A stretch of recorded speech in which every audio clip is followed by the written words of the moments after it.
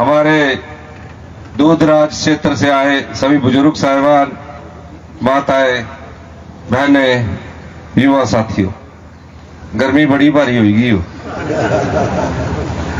और मैं 10-15 मिनट से अपनी सारी बात कहनी और आपके पास कुछ बातें मैं रखना चाहता हूं। 15 महीने पहले हिमाचल प्रदेश में आपके आशीर्वाद से कांग्रेस पार्टी को पूर्ण बहुमत मिला। आपने 40 सीटें जिताकर पूर्ण बहुमत की सरकार बनाई। जब मैं मुख्यमंत्री बना तो मेरे मन में सिर्फ एक सोच थी, आम आदमी की पीड़ा, गरीब का दर्द, महिलाओं का सम्मान, युवाओं को रोजगार और ग्रामीण अर्थव्यवस्था को मजबूत करने के लिए मैंने नीतियां बनानी शुरू की। जब आप नीति बनाने की योजना लाते हैं तो सबसे पहले क्या चीज देखी जाती है? सबसे पहले देखी जाती है कि आपके पास कितना पैसा है, आपके खजाने में कितना पैसा है।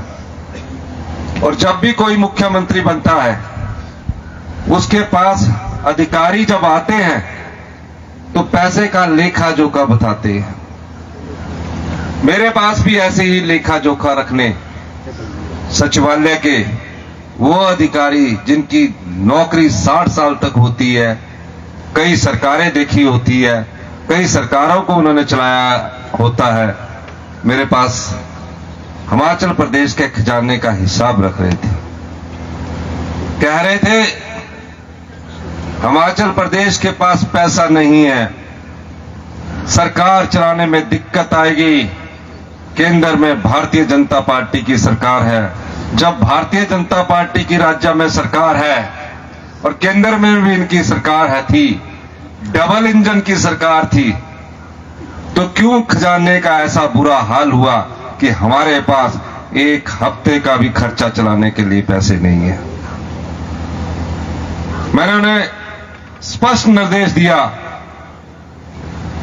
कि भ्रष्टाचार के चोर दरवाजों को बंद करना होगा और मैंने उस पर कार्य करना शुरू किया। 1 महीना तक मैंने सारे नियम बदल दिए, कानून बदल दिए और किस प्रकार हिमाचल प्रदेश के खजाने में धन आए उस प्रकार की नीतियों की तरफ सोचना शुरू किया। प्रभाव देखिए, हमारी स्पष्टवादिता थी। जो मैं आदेश देता गया उसको अमली जामा पहनाते गए। धीरे धीरे हमारी अर्थव्यवस्था में सुधार हुआ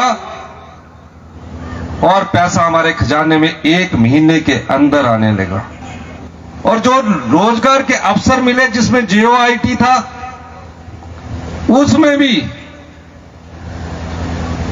2020 में पेपर हुए थे, रिजल्ट नहीं निकाल पा रहे क्योंकि कोई हाई कोर्ट में फंस गया, कोई सुप्रीम कोर्ट में फंस गया। जयराम सरकार गंभीर नहीं थी। हमेशा विधानसभा में हम जब सवाल पूछते थे कहते कोर्ट में फंसा हुआ है। मैंने अधिकारियों को निर्देश दिए कोर्ट के सभी मामलों को सुलझा लिया जाए और मुझे खुशी इसकी बात की है 5 साल पहले जो एग्जाम हुए थे उनके सबके मामले सुलझाकर उनको अब नियुक्ति पत्र देने की तैयारी की जा रही है। यह गंभीरता है। IPH में, हर एक IPH में पानी की योजनाओं को चलाने के लिए हमारे पास स्टाफ नहीं है। हमने fitter, electricians, pump operators, multipurpose worker चलाने के लिए 10,000 पोस्टों की स्वीकृति की है और यहाँ के सब डिवीजन में भी धरवानी जी को पता है 150 पोस्टें हमने इनको दी हैं। जंगलों में आग लग रही है। एक गार्ड है जिसको 15 किलोमीटर का एरिया दिया गया है। मैंने कहा जंगलों की ऐसे सुरक्षा नहीं होगी। 261 पोस्टें वन मित्र की हमने स्वीकृत करवाई है। स्कूल खाली है। हमने 6500 पोस्टें बैच वाइज नियुक्ति पत्र मिलने का इंतजार कर रहे हैं। हमारे बैच वाइज को 250 लोगों को नियुक्ति पत्र मिलने की तैयारी है। 250 पोस्टों की लेक्चरर, TGT, संस्कृत की पोस्ट एडवर्टीजमेंट हो रही है। जेबीटी की पोस्ट एडवर्टाइजमेंट हो रही है, सबको रोजगार मिलने के अवसर मिल रहे हैं। 1231 पुलिस के कांस्टेबलों की भर्ती की हमने स्वीकृति दे दी है, जिसमें 30% महिलाओं को पुलिस की भर्ती में आरक्षण होगा। 984 पोस्टें पटवारी की भरने की हमने स्वीकृति दी। क्यों? हिमाचल प्रदेश में पिछले 5 साल में जिस प्रकार की अव्यवस्था थी, यह तब स्थिति पैदा हुई। हमारे लोग इंतकाल करवाने के लिए पटवारी के 10-10 चक्कर काटते थे। मैंने राजस्व कानूनों में बदलाव किया, कहा स्टाफ नहीं है। मैंने पूछा कितने लोगों की जरूरत है, कहा 1000 पटवारी चाहिए हमें। मैंने 984 पोस्टों को स्वीकृत किया, जिसके इंटरव्यू होने जा रहे हैं। और पटवारियों को दिशा निर्देश दिया, किसी किसान का, किसी आम परिवार का इंतकाल में अगर आपने कुछ भी गड़बड़ किया तो हम आपके खिलाफ सख्त से सख्त कार्रवाई करवाएंगे। असर देखिए, 3 महीने में 1000 इंतकाल हुए, जो 10-10 साल से होते नहीं थे।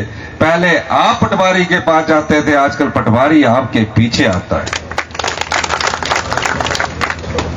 7,500 तकसीमें को हमने अभी ऑर्डर किए हैं। अभी इसमें और सुधार की जरूरत है, ताकि हमारे आम परिवार किसान को धक्के ना खाने पड़े। इस दृष्टि से हमने अपनी सरकार का कार्य किया। कई प्रकार की अड़चनें थी हमारे पास, कई प्रकार के राजनीतिक सवाल उठते थे। मैंने कहा कि हम राजनीति में सिर्फ राजनीतिक लाभ के लिए नहीं आए हैं, हम सिर्फ वोट के लिए राजनीति नहीं करते हैं। कहा 1,36,000 सरकारी कर्मचारी है, इनको ओल्ड पेंशन स्कीम में अगर लाना होगा तो अगले 2026 में लाना, जब 2027 में विधानसभा का चुनाव होगा। अगर मैंने राजनीतिक लाभ देखना होता तो मैं उस समय भी ला सकता था। जयराम ठाकुर जी, वो जो हमारी इस योजना को 3 मार्च 2024 को मैंने लागू की, चुनाव योग के पास चले गए। चुनाव योग के पास जाकर कहने लगे ये फार्म नहीं भरे जाने चाहिए। वो फार्म भरने से ही डरने लगे। पैसे भी नहीं मिलने चाहिए। उनके पूरे विधायक के साथ लगते हैं, आपके विधायक त्रिलोक जमाल जी, वो सबसे ज्यादा गए। सब बड़े बड़े नारे लगा रहे थे, पेंशन नहीं मिलनी चाहिए। जब 1500 रुपए की हमारे को बोलते थे, 1500 रुपए कब देंगे? जब देने के लगे तो वहां चले गए चुनाव योग, पैसा रखवा दिया, फॉर्म रखवा दिए। हमने अपील की, अब फॉर्म भरने के लिए चुनाव योग ने इजाजत दे दी है।